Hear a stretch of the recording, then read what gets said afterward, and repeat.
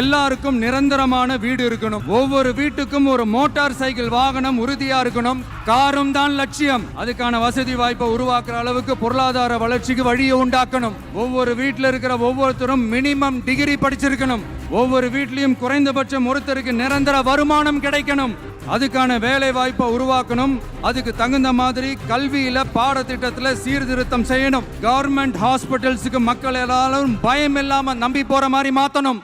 பருவமழை காலத்துல ஏற்படுற வெள்ளத்தால ஊரும் சரி மக்களும் சரி விவசாயமும் சரி பாதிக்கப்படாம இருக்கணும். அதுக்கு 4000 கோடி திட்டம்னு ஒரு உருட்டுனாங்களே, அந்த மாதிரி எல்லாம் எதுவும் இல்லாம உண்மையான ஒரு பாதுகாப்பு திட்டத்தை உருவாக்கணும். மீனவர்களோட, தொழிலாளர்களோட, நெசவாளர்களோட, அரசு ஊழியர்கள் மற்றும் ஆசிரியர்களோட கருத்து கேட்டு அவங்களுக்கான பாதுகாப்பு மற்றும் வளர்ச்சி திட்டங்களை உருவாக்கணும். உருவாக்குறது மட்டும் இல்ல, அதை செயல்படுத்தணும்.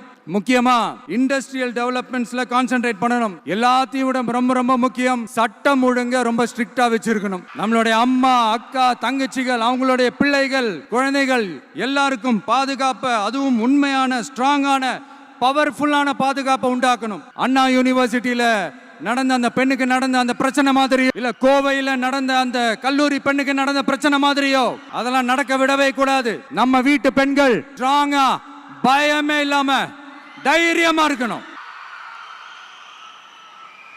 இதை எப்படி செயல்படுத்த போறோன்றது முன்னாடி சொன்ன மாதிரி நம்மளுடைய தேர்தல் அறிக்கையில் அதுக்கான விளக்கத்தை ரொம்ப டீட்டெயில்டாக கொடுப்போம்.